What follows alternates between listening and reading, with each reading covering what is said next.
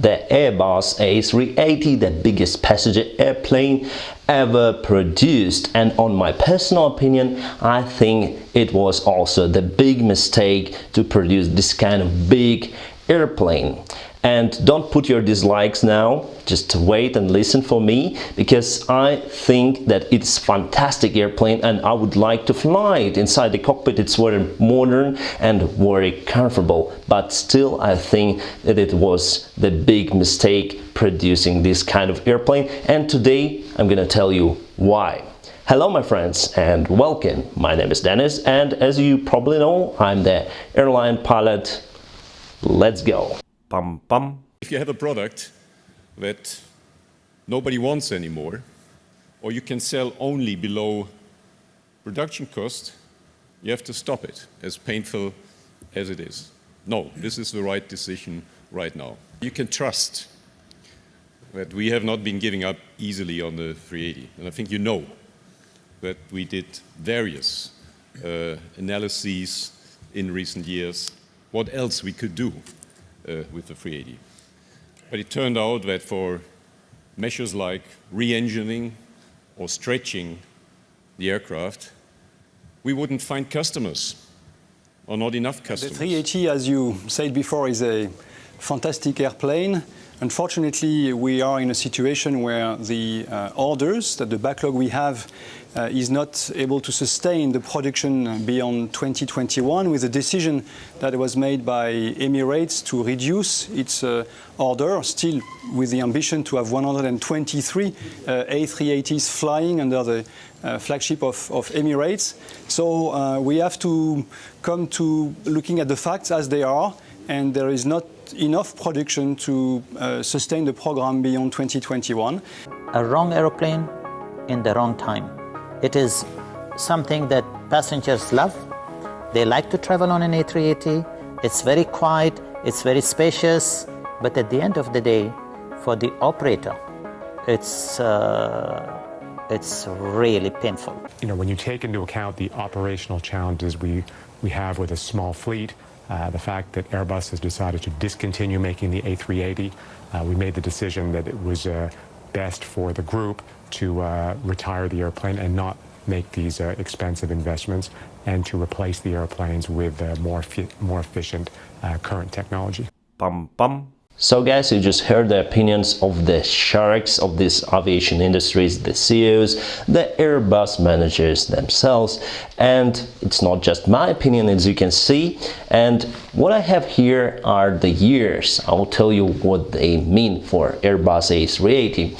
First, it's 2005, the first test flight. I can clearly remember that. I was graduated from my high school in 2004, so it was my first year studying as a pilot, and I was excited to see this huge passenger airplane start the test flights. All these pilots, you know, wearing helmets and orange suits. That was so exciting moment. I was eager to see this airplane flying around in the skies. And 2006 it was certified, so 1 year of the test flights. 2006 the airplane was totally certified, and the first airline to start the operation of the Airbus A380 was the Singapore Airlines back in 2007. And as you can see, in 2019, so 2 years ago, the Airbus announced that they will end the production of Airbus A380. So how many years? Just count. 12 years. 12 years. That's the shortest possible period for the aircraft to be produced. Well, they actually stopped it this year, so in 2021 they stopped actually the production. So 14 years to be clear, from 2007, from the first day of first year of the aircraft operation until 2021, the airplane stopped. Here are some numbers for you to understand the picture about this plane. So totally 251 planes were built, quite low number even compared with the main competitor, as they thought the Boeing 747 jumbo jet. So as for Boeing 747, 1,556 planes were built of Boeing 747, whether it be B747, until 2020. Yes, Boeing also ended the production of Boeing 747's legendary airplane, Queen of the Skies, and now we see these two aircraft, they just got retired. In this video, we'll tell you why. So 251 total and 118 planes are now in Emirates. Emirates Airlines is the main customer of the Airbus A380s. Without this airline, the production would end even before, like few years before. So why is it like that? Simply because not many airlines are willing to pay the fortune for the brand new A380s, and the aftermarket simply doesn't exist, so airlines just put this aircraft on hold usually, or sometimes they even scrap it. And the initial production cost for Airbus, they thought at first that it should cost like $10 billion, but they ended up with $25 billion that they need to cover to produce this airplane. And that amount rose the price for the airplane, and now it costs more than $400 million. That makes this airplane the most expensive passenger airplane. Emirates were okay with it until the turn point. Then the Airbus A380 fitted perfectly into their hub model. Let me tell you more about this. My friends, here on the board we have the scheme of the hub model. Actually, this model applies to the most classical type of the airlines around. Even my airline has the same kind of the similar type of the hub model. So we have the hub, for example, here we're going to speak about the Emirates. They have the hub in Dubai, and then they fly to every destination from this hub. So they take the people from Hong Kong, let's say, they fly to Dubai, they have the connection flight, and they fly to London Heathrow or maybe to JFK or something. So they could have many connections, and it's proven to be the very rigid and reliable model for the airline, because they have the big airplanes that perfectly fit here. For example, this is the maximum capacity for Airbus A380, 853 passengers on board. It was never designed with this capacity, so the average capacity is usually 525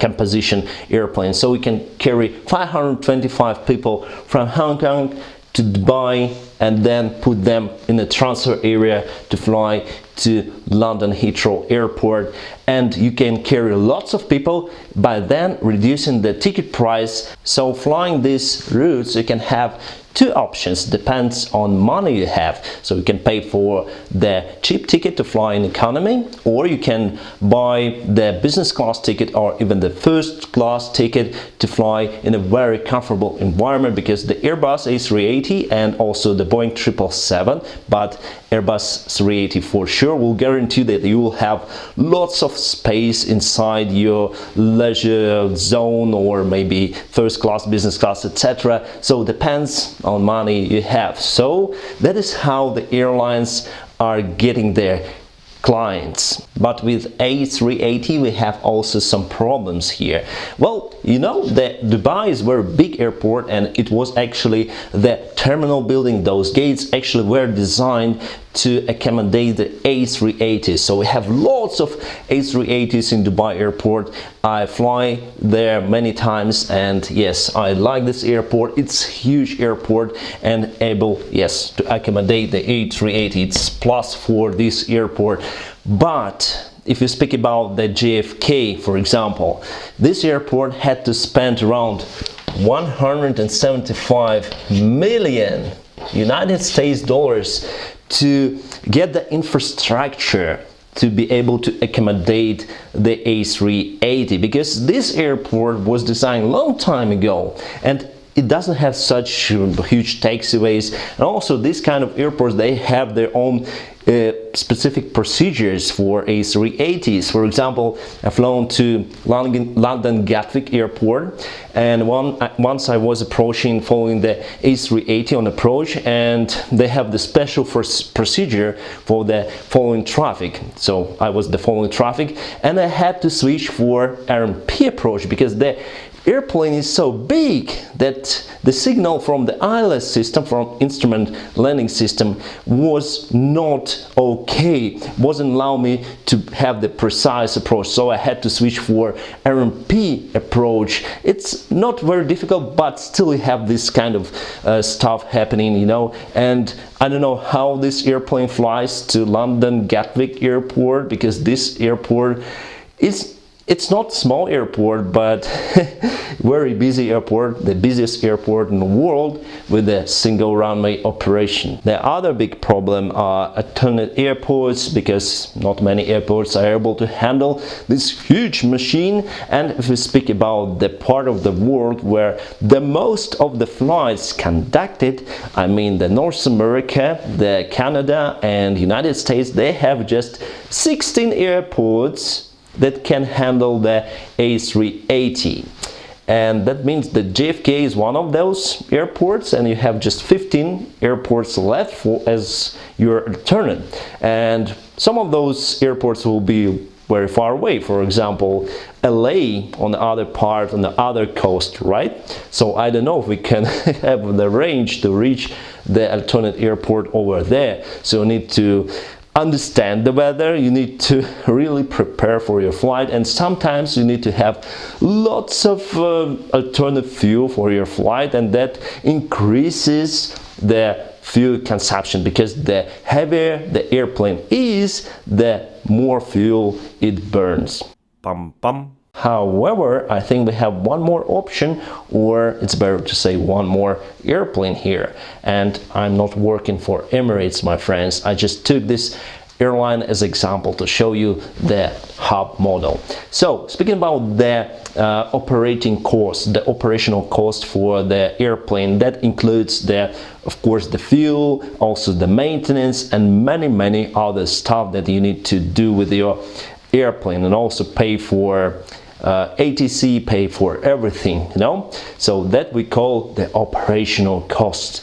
And for Emirates, let's say for the Emirates A380, the average operational cost per 1 hour for Airbus A380 is $21.8 thousand. I was able to find this information in internet. I think it's not very reliable source to trust, but anyway, I took it. Hopefully it's more or less okay. The Boeing 777 costs like $13,600 per hour. So you see, it is very different. Actually, the Airbus A380 has the highest operation costs on the market, but it can carry more passengers, like 34% more passengers compared to Boeing 777ER, but it's 60% more expensive to operate compared to Boeing 777. That is why after this crisis happened, so we had the problems, you see, we had the problems with that airplane even before the crisis. So that is why the Airbus announced that they will shut down the Airbus A380 program even before the crisis. But now it got even worse, and then I flown to Dubai. Many of the A380s were on hold, on the parking lines, even on the taxiways.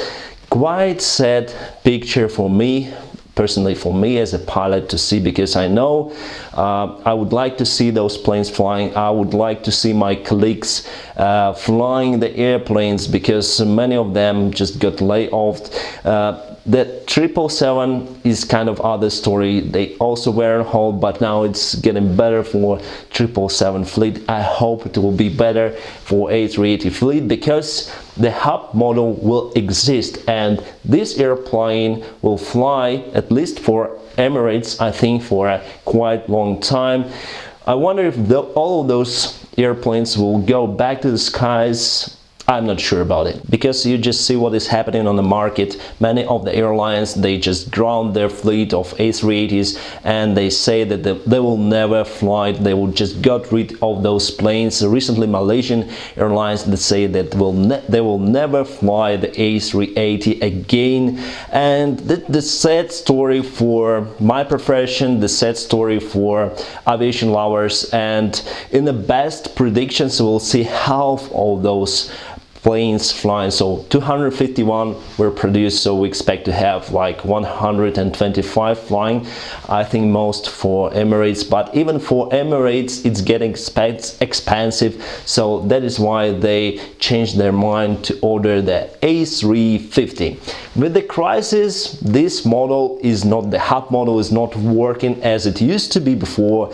It's now not the perfect model for the crisis time. So now you can have the cheapest ticket to fly directly from, let's say, London Heathrow to Hong Kong. You can have the cheaper ticket than it used to be via Dubai. Probably, I'm not sure about the policy of Emirates, probably they have they stepped down the ticket price, but in general it's like that. And what helps to cancel, not the cancel, but to reduce this hub model influence, actually the A350, Boeing 777 and Boeing 787, they have lower operational costs, and that is why you can have almost the same price ticket, but you spend less time flying directly to a destination. So we can have that on those airplanes. They are state of art, they have low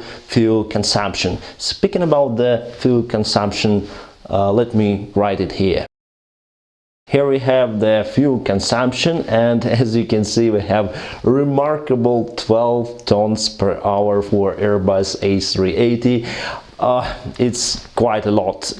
If you compare it with the Boeing 747, it's the latest modification -8. They have 9.6, so you can see it's even higher. It's 2.4 tons higher per hour. I don't know what is higher, maybe Ruslan or Maria with the old school engines. And yes, the Airbus 380 has 4 engines, that is why it's very thirsty. It has also 4 engines, but still it's less heavier compared to A380. Speaking about the Boeing 777-300ER, it has 7.5, so clearly it's winning the competition for the fuel consumption. But we have the Airbus A350 that has remarkable as well, but from the low point of view, 5.8 tons. 5.8 tons, my friends. It's a little bit higher compared to 737. It's 2 times higher compared to 737NG that I fly, even more than 2 times, but still it can carry lots of passengers inside and can travel long range distances with this low fuel consumption. So who is the winner here for the fuel consumption? And of course, then you have lower fuel consumption, you have lower CO2 impact on environment, and that of course a good sign for the green type of the airline, that for example Qatar Airways are willing to introduce themselves to the world like green, to be as green as possible. And not only Qatar, but many more. It is very interesting fact that actually the Airbus A380 helped the Airbus A350 to appear in aviation industry, to see the light. Why it happened like this? Why did it happen? Because the Airbus A350 uses the similar or same technologies that were already designed for A380. It uses the composite materials, it uses the avionics, and it was improved. They put the different engines, and that helped actually to reduce the production cost. So this airplane was designed just with $15 billion of production costs. If you compare it with the Boeing 787 that has the similar characteristics, it has 31 billion of production costs. That is why this airplane is a little cheaper compared to Boeing 787, even though they look the same actually. Yeah, I was wrong here, it's 32, even higher. 1 billion, who cares? Bum, bum.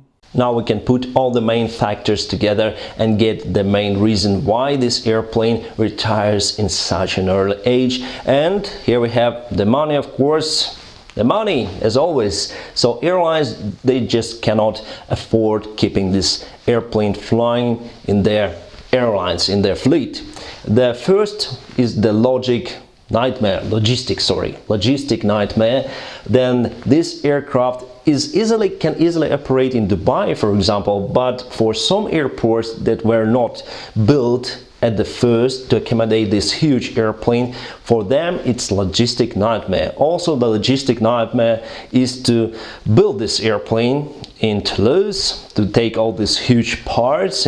Sometimes it increases the airplane cost. The production costs were very high. That is why the airplane is very expensive, and it also has the higher fuel consumption, as you saw, and also it has the highest operational cost from all of the airplanes that we have, the passenger airplanes. And also have the low demand. Last 2 years, almost 2 years, we are in aviation crisis. That is why we don't have so many passengers flying around. And of course, with this demand, it's better to use smaller but more efficient airplanes like 777, Airbus A380 or Boeing 787. So my friends, everything circles around here, the money. And yes, my friends, I'm a little bit sad that we see the end of the Airbus A380 era. Actually, it wasn't even the era, a little bit more than a decade then this airplane was in production line. But with end of the Airbus A380 comes the end of these big giant airplanes flying in the skies, and that makes me sad. But from other hand, I'm trying to keep myself positive on that topic, because we have many more interesting products from Airbus, from Boeing, like Airbus 350, Boeing 787, Boeing 777X, and I'm waiting for the new Boeing 797. I wonder what this airplane would be in the future. So I think that this aviation industry will be developed in different way, in twin engine way, but we'll see, and I hope that we'll have many more pilot job opportunities in the future, because there will be many more aircraft flying around. And I know, my friends, that you are awesome. That is why please follow the Awesome Guy checklist as usual. Just like this video, subscribe to my channel, ring the bell, whatever it means. Thank you very much for watching this channel, for watching this video. And as always, have a great time.